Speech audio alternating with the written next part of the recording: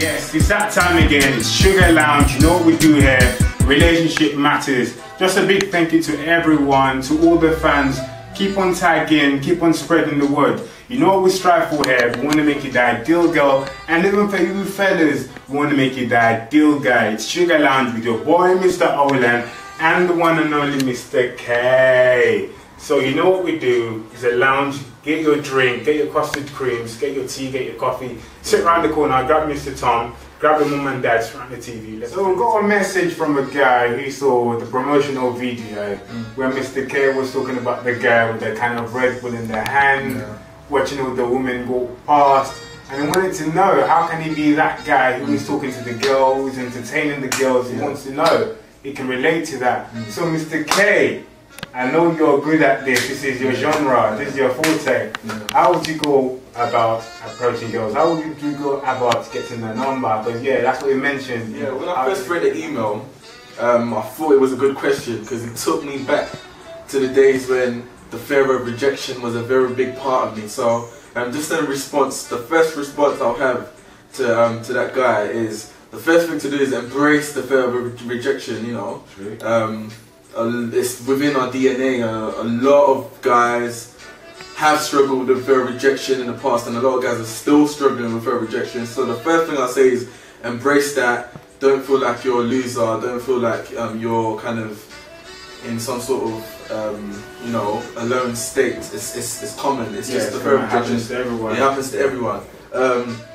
And to kind of overcome that fear of rejection over years, you know, years of opening and closing and opening different sets and females, I think what I've come up with to overcome that fear of rejection is what I call the 3 R's.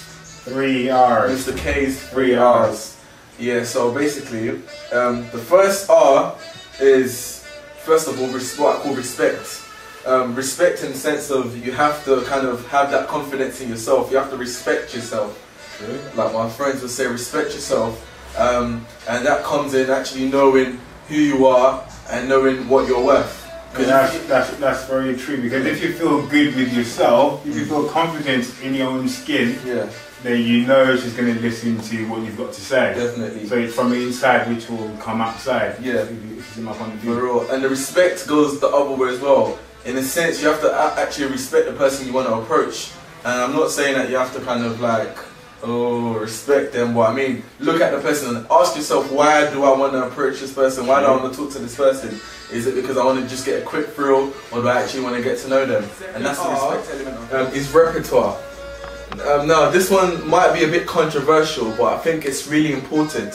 I'm sure probably Olin can relate to this as well. I mean, if you see the female that you want to approach, and within yourself, I mean, you know that, not to sound kind of egos, like you've got a big ego, but if you look at the female and within yourself, you know that in the past, in your previous past, you've kind of dated or you've come across the kind of same, or a girl within the same caliber, you know, within the same league. Right, to know if she's in your league, or you're not packing, trying to pack more than you can handle. Definitely. If you see this girl, you think, okay, kind of, obviously you don't know who she is, or you don't know her personality or whatever, but from the vibe, ask yourself, have I kind of dated a girl that looks like you, sounds like you, or has the same similar vibe to you? And that's talking about repertoire.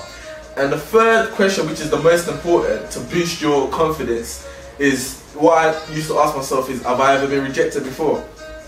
Like, come on, that's kind of a rhetorical question. We have all been rejected. I'm sure even David Beckham has been rejected sometime. Maybe when he was 16. Yeah, but rejection is the most important for me. Have I ever been rejected before? If the answer is yes to all those 3 questions, then you never have to worry about the fear of approach. I mean, if you can ask yourself, do I respect myself? If you respect yourself, then you know that's number 1 ammo. That's ammo within yourself. Repertoire is looking at the female. Am I really pushing? You know, am I really pushing myself? Is this within my league? If the answer is yes, and you know within yourself, then mate, go for it. And the third most important is rejection.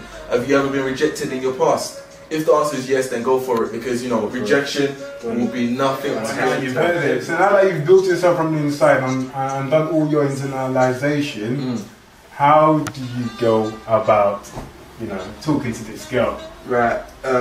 This is a very critical bit as well. I mean, experts suggest that the time that it should take for you to actually introduce yourself, or whatever it is your opener kind of alternative is, it shouldn't take more than 10 seconds. So you've built up that that anti sort of rejection stimuli inside of your system, and now you want to approach a girl. It should not take you more than 10 seconds. More than 10 for real. You are taking too long when she clocks you looking at her. When she clocks, please do not do it, because in her head she's practiced the line she's going to give to you. She will shoot you down. She knows what she's practiced.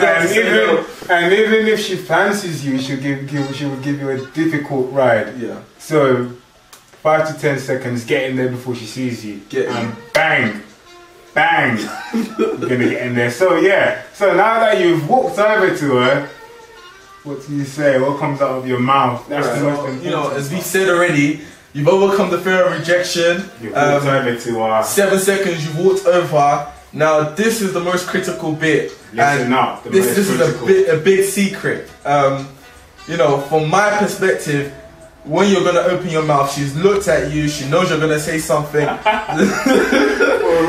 choke. Don't choke. No mumbling. The number one ingredient is confidence. Really? Confidence. I hear that. Confidence. Yeah. It does not matter what you say.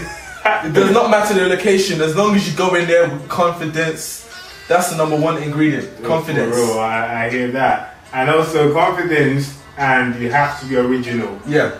Anything you got from the internet, any chat-up lines, just forget it. Do not use chat-up lines.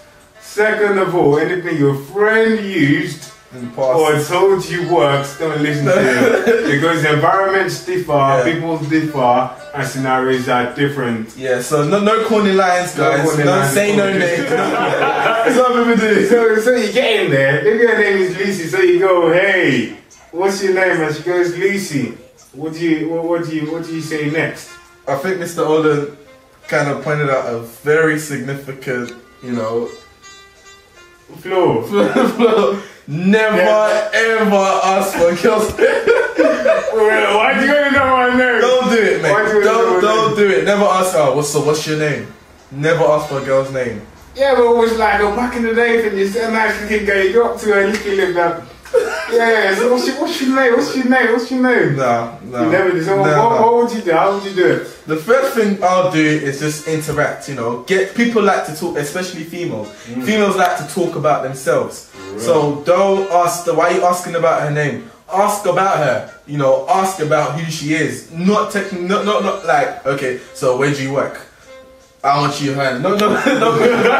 Well, just let it flow. Ask about her. People need to talk about themselves. So yeah, that's good. I mean, I was just talking about rapport. I mean, rapport is really important. So use that. The reason why people ask questions. I mean, when you meet someone for the first time, you just have this barrage of questions. Hey, what's maybe not what's your name, but what uni did you go to? Where do you live? Because you are trying to establish what you share in common, which is rapport. So how do you create rapport? I've got a brilliant way of creating rapport. It's an artificial way.